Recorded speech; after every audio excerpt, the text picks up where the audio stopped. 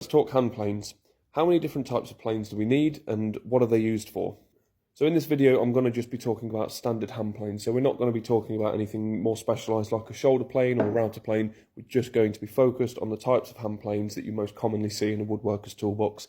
So with these types of planes, they have different purposes.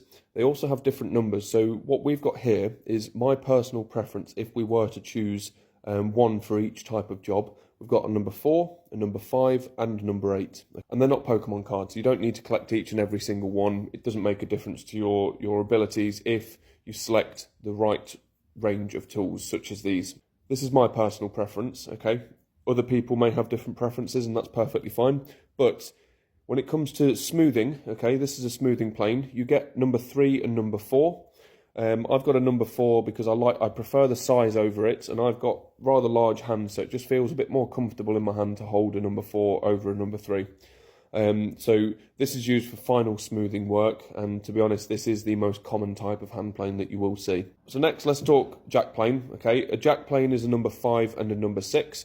But the difference between the 5 and the 6 is quite substantial, okay? So the weight difference in between the number 5 and the number 6 is dramatic, okay? So I would prefer to use the number 5, especially because if you're using it for rough cutting timber, then you're going to be using it quite a lot, and you want to make sure that your arms don't get too tired when you're using it. So I would prefer a number 5 over a number 6.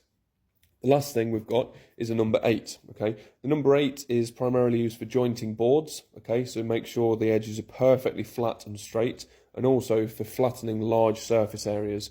Now, I prefer the number 8 because ideally with a jointed board, the longer your sole is, the more consistently flat you can get your work, okay? So my personal preference is the number 4, the number 5 and the number 8. So you don't need to go out and collect each and every single one because they all have different uses, and you want to make sure that you can do the job that you need to do. And with these 3 planes, just 3 out of all 8 of them, you can do most of the projects that you want to do.